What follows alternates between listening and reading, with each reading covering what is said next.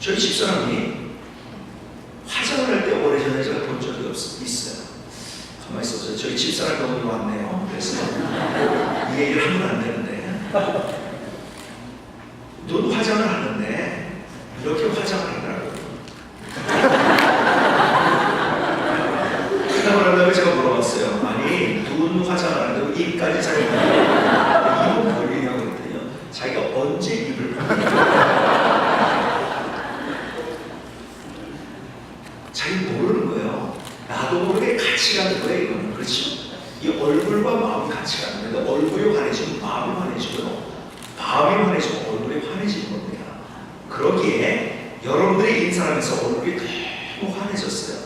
처음 저를 볼 때 얼굴하고 다릅니다. 왜 그런지 아세요? 처음 저를 볼 때는 도대체 저 유관재 목사는 어떤 사람인가 그 고민하느라고요, 여러분 모르셨죠? 인상 쓰고 있었습니다. 그런데 인사를 한번 하고 나더니 얼굴이 너무 환해졌어요.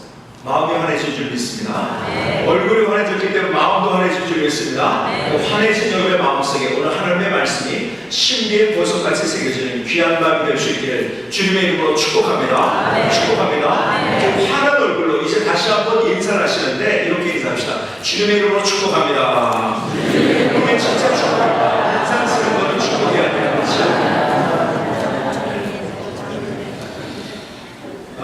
오늘 뉴욕 연합회 목사님의 찬양을 들으면서 제가 굉장히 많이 감동을 하고, 제가 수많은 집회를 가면서 많은 찬양을 들었지만은 제 가슴 속에 정말 저의 가슴을 뜨겁게 하는 그런 찬양이었습니다.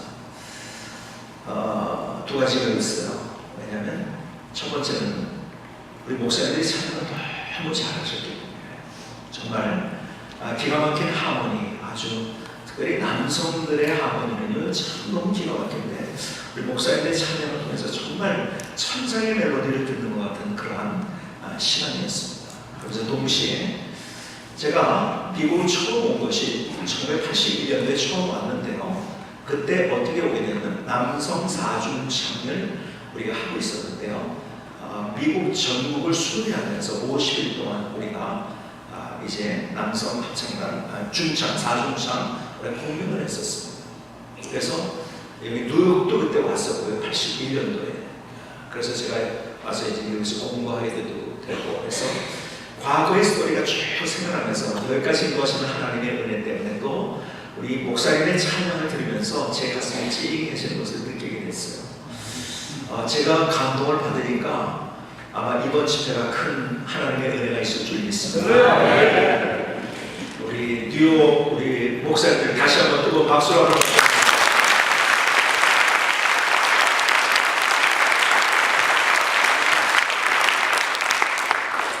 저는 성경을 읽을 때 우리 성도님들에게 두 가지를 강조합니다.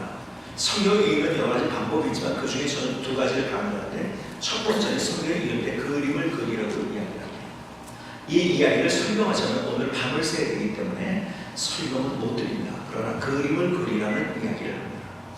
두 번째, 저는 성경을 읽을 때 제가 이렇게 읽으면서 정말 얼마나 놀라운 하나님의 말씀을 정말 기가 막히게 나의 말씀을 이거구나. 어느 날은 제가 정말 하나님의 은혜의 말씀이니까 너무너무 감격해가지고 그날 밤새도록 울면서 기도하면서 나를 찢은 적도 있었어요.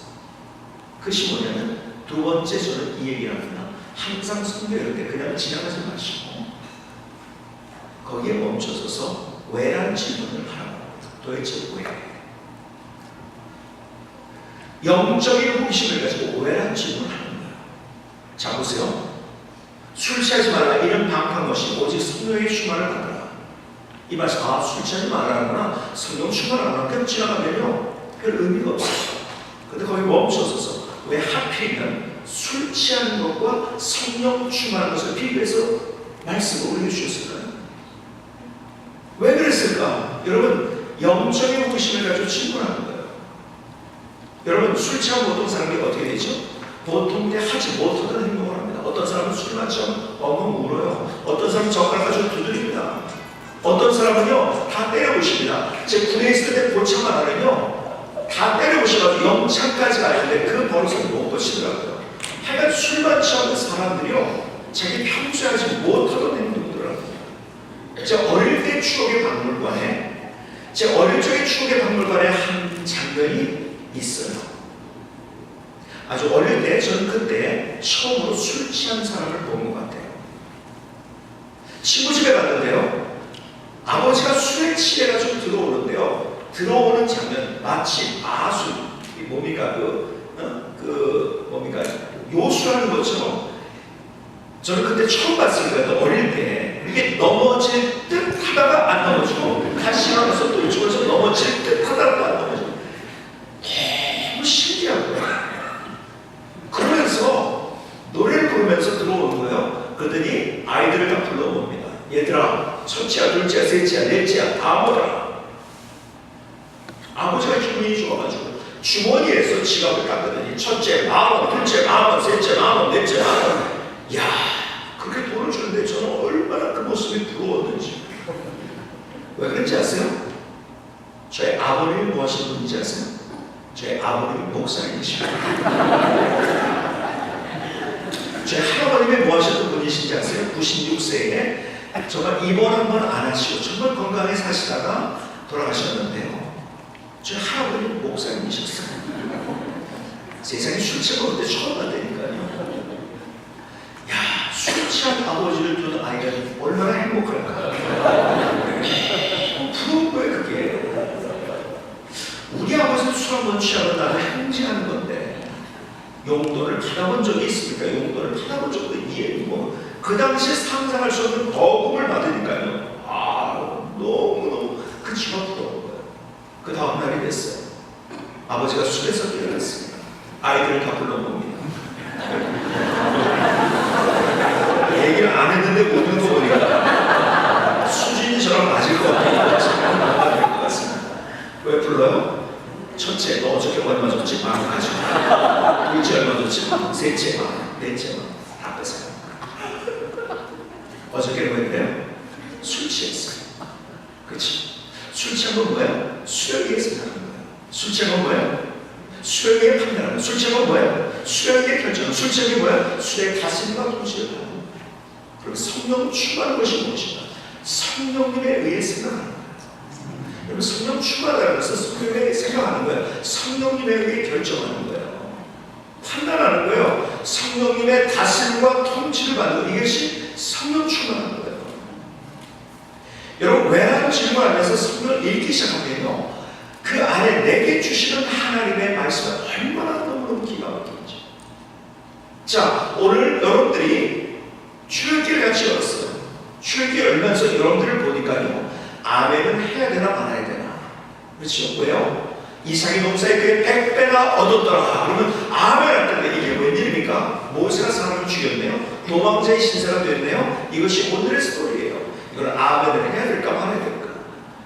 우리는 어쩌면 성경 올 때 애써 이라는 것을 지나가 버립니다. 아이고, 사람 죽였네? 도망자가 됐네? 그리고 애써 빨리 지나가 버리고. 아니에요. 여기에 멈추어서서 여러분, 이 말씀을 통해서도 똑같이 우리에게 주고 싶은 하나님의 마음, 하나님의 심장이 여기에 담겨져 있기 때문에 오늘 이 기록된 말씀, 이 스토리가 있는 거예요. 우리가 빨리 지나갈 것이 아니라 이 이야기를 통해서 도대체 하나님께서 내게 무엇을 말씀하시기를 원하십니까?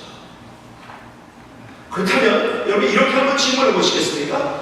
왜 모세가 사람을 죽이고 도망자의 신세가 더 많았을까? 자, 생각해 보세요. 그러니까 꿈이 없어서 그런가요? 여러분, 모세의 스토리는 여러분이 너무 잘 알아요. 그렇죠? 자기 안에 슈리의 피가 흐른다는 것을 알면서 내가 조국을 위해서, 내가 하나님을 나라를 위해서, 하나님의 일을 위해서 내가 이렇게 하겠다는 그런 꿈을 꿨어요. 사명을 가졌어요.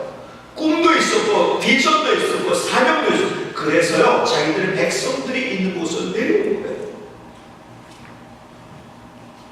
그런데 사람을 죽였어요. 여러분, 하나님의 일을 안 하려고 했던 게 아니에요. 하려고 한 거예요. 꿈도 있었어요. 비전도 있었어요.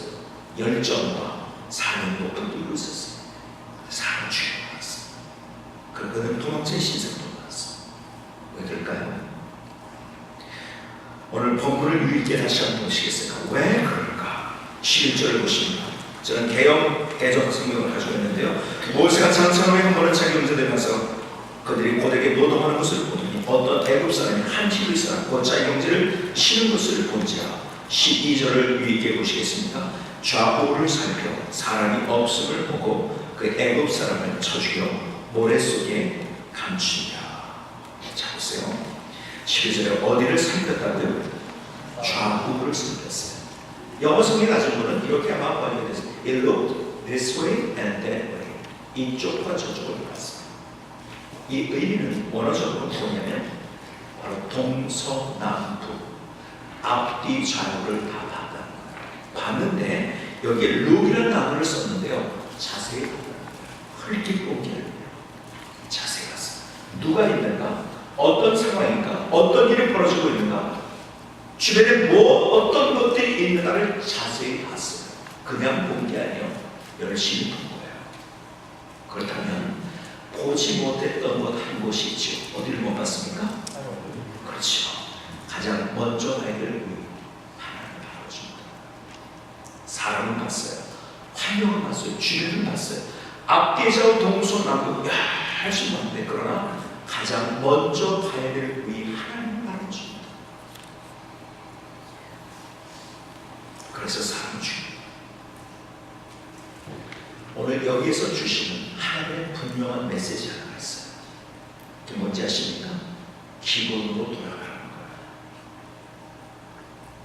우리의 문제는 어디서부터 출발되는지 아십니까? 기본기가 흔들리는 거예요. 여러분, 모세가요 하나님 믿어도 되니까요. 하나님이랑 하려고